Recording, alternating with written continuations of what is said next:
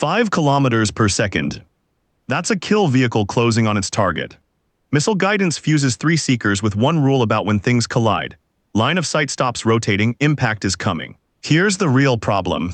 You have to steer an object to an exact point in the sky, hundreds of miles away, with no wire, no driver, and no promise that GPS even works. One trick can't do that. So guidance isn't a single answer. It's a relay.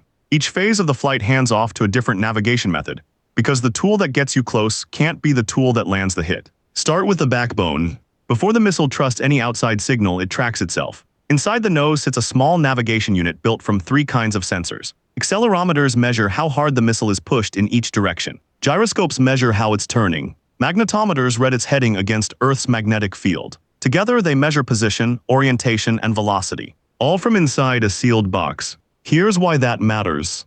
According to a technical overview of inertial systems, this unit needs no outside signal at all. Nothing to receive. Nothing to jam. It knows it started here, felt this much push for this long, and does the math to figure out where it is now. That's dead reckoning. The same logic a sailor uses tracking speed and time when land is out of sight. Think of it as the missile keeping its eyes closed and counting its own steps. As long as it trusts its own senses, it flies straight through jamming, through a GPS blackout, through anything an enemy throws at the signal. This is the mid-course backbone, the method that always works when everything else is unavailable. But a system that only trusts its own senses has a weakness hiding inside it. And that weakness gets worse every single second. So what's the catch?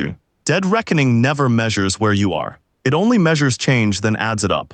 And every sensor has a tiny error. Here's the trap. That error doesn't stay tiny. Because the system is constantly adding velocity from acceleration, position from velocity, a small mistake gets summed over and over. A sensor off by a hair reads slightly wrong this second, then that same wrong reading stacks on the next and the next. According to inertial navigation overviews, a basic system accumulates large errors the longer it runs. Picture counting your steps across a dark room with your eyes shut. 1 step slightly short is nothing, but 200 steps in, those tiny shortfalls have piled up, and you reach for a door that isn't there. The missile has the same problem. Minute 1, it's dead on. Minute 10, it might be a mile off. Not because any single reading was bad, but because the errors grew with time and distance. That's the wall. A self-contained system is jam-proof but slowly, steadily wrong. You can't hit a target far away with a guess that drifts. So the missile needs something it refused to rely on before, a look at the outside world to reset the count. The question is how to take that outside fix without throwing away the jam resistance that made inertial worth having. The fix is teamwork.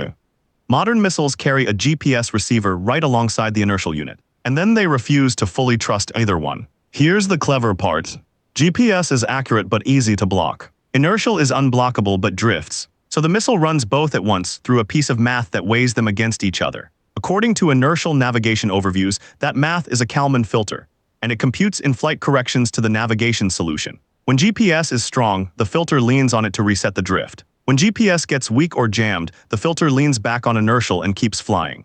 Think of it like walking with your eyes mostly closed, but glancing up every few seconds to check a landmark. The glances catch your drift before it grows. Between glances, your own steps carry you. Lose the landmark entirely and you're back to counting steps. Worse off but not lost.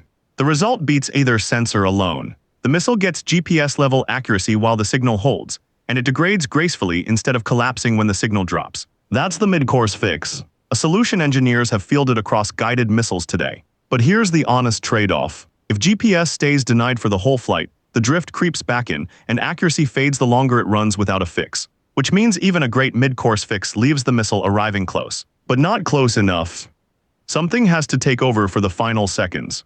Now the missile switches senses. In the last few kilometers, mid-course navigation hands off to a dedicated sensor in the nose called a seeker. The seeker's whole job is the endgame, the final seconds before impact, where accuracy has to be far higher than anything mid-course can offer. There are 2 main ways to see the target. One is radar.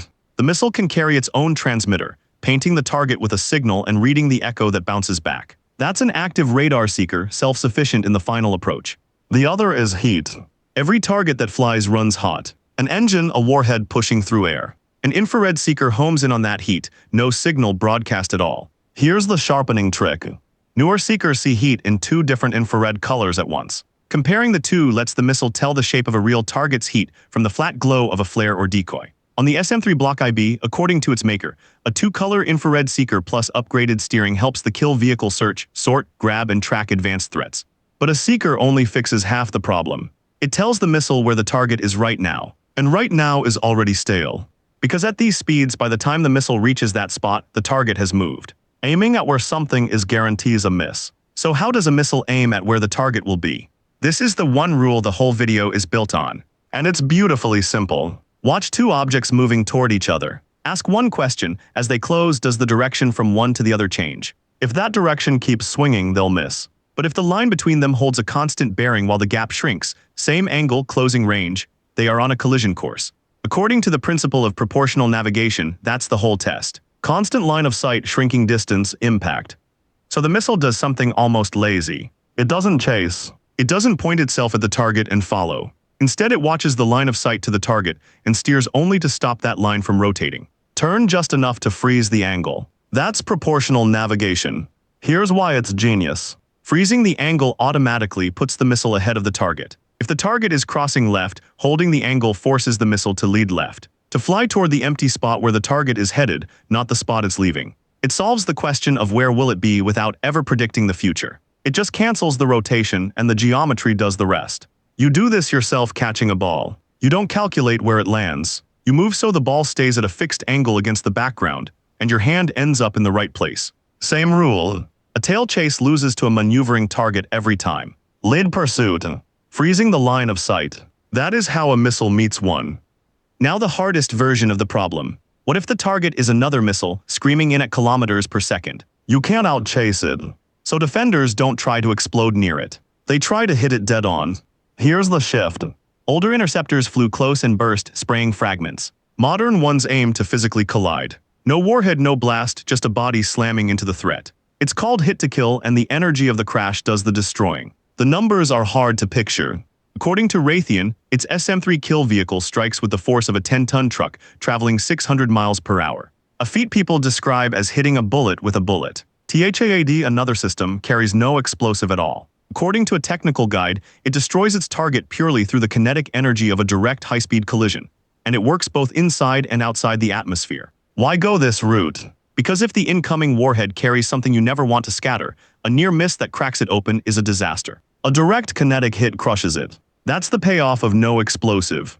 But state the trade-off plainly. There's no fragmentation to forgive a near miss. Miss by a few feet and you do zero damage. The threat flies on. Hit to kill demands a near-zero miss against something moving kilometers per second. And that ferocious accuracy comes straight back to the rule from a moment ago.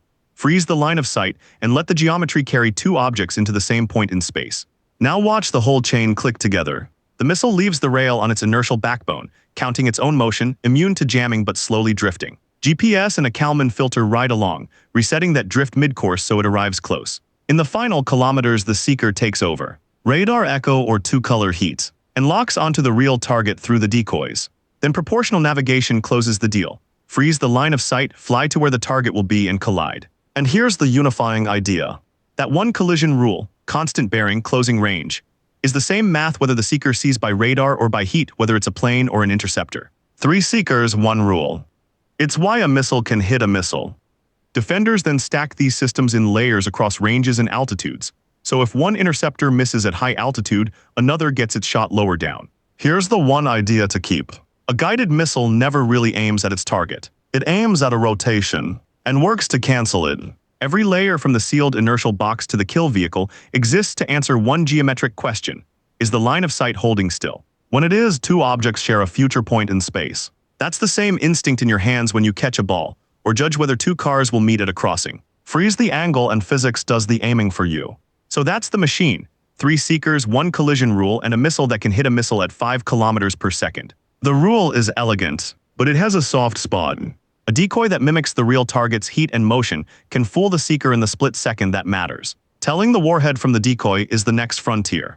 Subscribe and we'll open that box next. This video explains the engineering only and isn't defense advice.